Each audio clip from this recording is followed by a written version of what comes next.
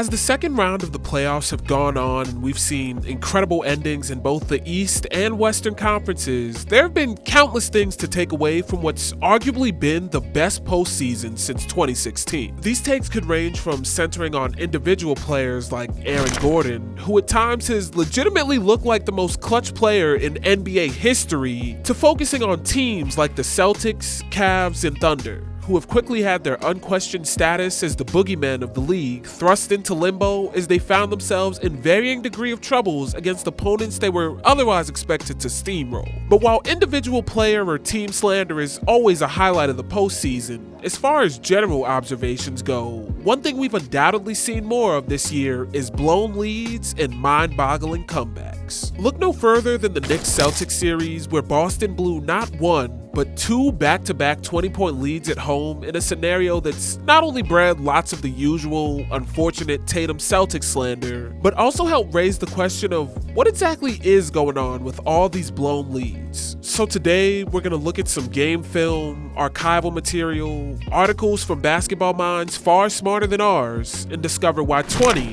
is the old 12.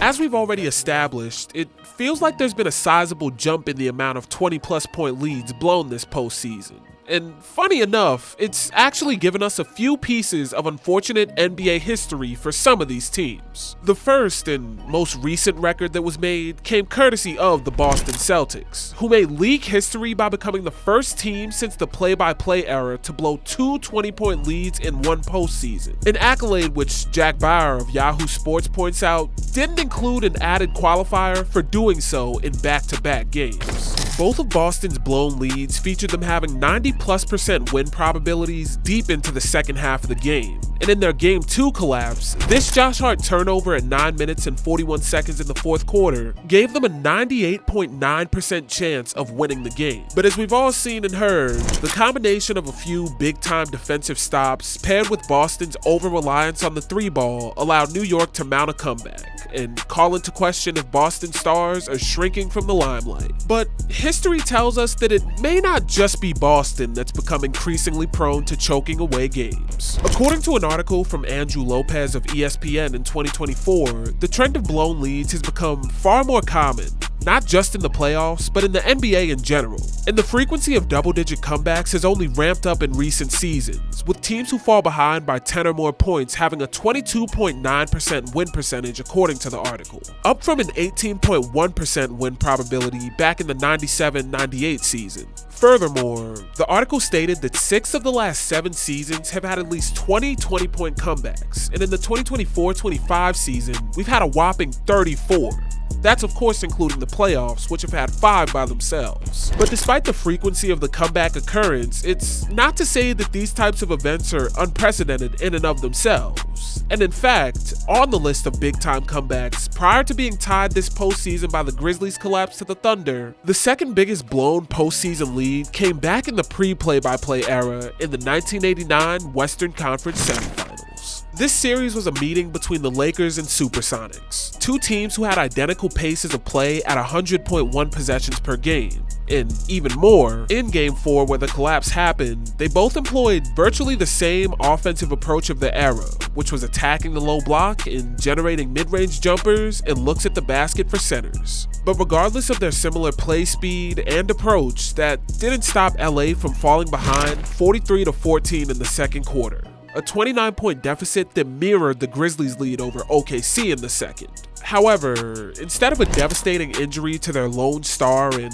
main shot creator forcing a major momentum shift, LA was forced to cut into this lead by winning a monotonous race to the low block between the two teams, chipping away at the Sonics' lead over the next 2 quarters, with the most sophisticated shift being the occasional zone possession to force Seattle into a contested block shot or mid-range jumper. Fast forward 36 years or so to this game between Memphis and OKC, and the Grizzlies' 29-point lead with 3 minutes and 7 seconds left in the second is cut down to just 10 with 3 minutes and 50 seconds left in the third, behind a blitz of 6 for 10 3-point shooting from OKC, taking what was just a guaranteed Grizzlies Grizzlies' victory down to an 84% win probability. Moreover, these three-point looks were generated through a complex mix of transition steals, individual MVP excellence from SGA, or even half-court sets for jumbo three-point shooting stretch fours like this one, where the on-ball screen by iHeart flows into an off-ball for Chet to curl and punishes Zach Edey, who isn't equipped to guard off-ball perimeter movement for 7+ footers. But this mirror match between two teams with similar paces and different eras with different attacks is only one part of the puzzle,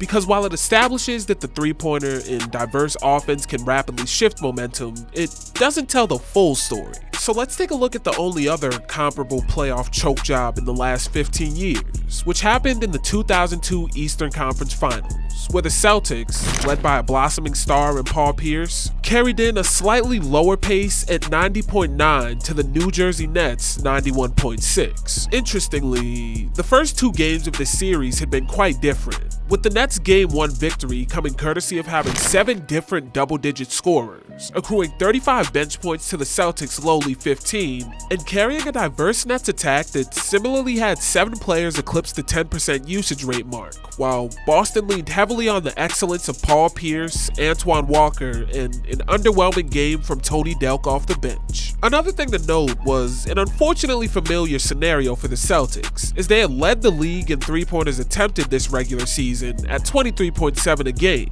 and their reliance on the tray ball had already burned them this game, where they attempted 29 threes, connecting on 10 of them, while the Nets only made 3 of their 14 shots. However, they were able to win the assist percentage battle by assisting one another on 60.5% of their shots compared to Boston's 52.9% assist rate. But by game 2, each team leaned more into their respective approaches, as New Jersey's assist rate jumped to 67.9%, while Boston's dropped to 43.8%. Yet in a rock fight where both teams shot horribly from the field, a run in the third quarter by Walker and Pierce allowed Boston to build a lead they held on to for the rest of the game. And this star-studded approach to rallying back is something that'll become very important in the future. But for now, to start game 3, the story shifted, as Boston over-course corrected from their previous three-point centric approach for the era and instead focused on attacking inside. And they floundered, missing inside opportunities and ending the first quarter shooting 3 for 21,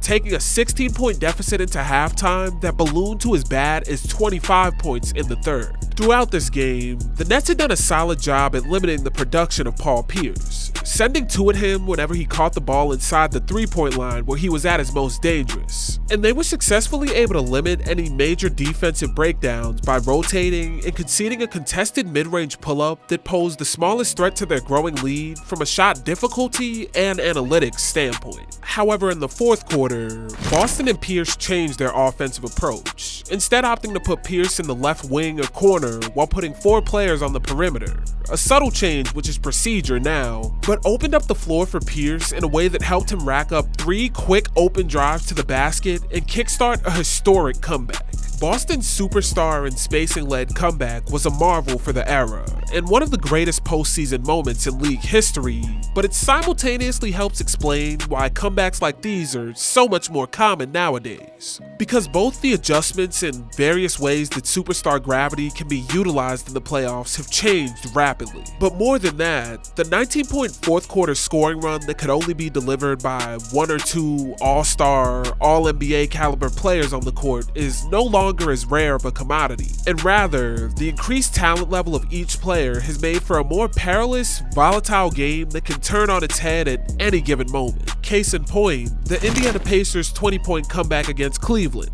where, over the final 19 minutes of game time, the team that exemplifies the modern NBA's run-and-gun, jump-shot-heavy attack outscored Cleveland 59-38, shooting 54.8% from the field and 6 for 12 on three-pointers, along with outperforming the Cavs in points off turnovers 11-0, according to an article from USA Today. But as the article also pointed out, offense is only one part of the story, and Indiana's tendency to lock down on defense, a consistent aspect of every comeback throughout eras, and force stops or misses breeds transition opportunities that are necessary for any team to cut into a lead. And it's here where we find another reason why the comeback has become so prevalent. which is that the very idea of the fast break has changed. According to data from PBP Stats, through the 24-25 playoffs, possessions that begin off a steal resulted in an above-the-break three-point attempt 25% of the time, and possessions that start off with a missed three similarly ended with an above-the-break three 30.53% of the time. Once again, this three-point dense approach is almost completely the opposite of the way fast break opportunities were treated in previous eras, with above-the-break three-point attempts being substituted for rim opportunities or the dreaded long mid-range attempt. And in the 2002 playoffs, possessions starting off a steal only ended in an above-the-break three-point attempt roughly 14% of the time, while ending in a long mid-range attempt nearly 20% of the time.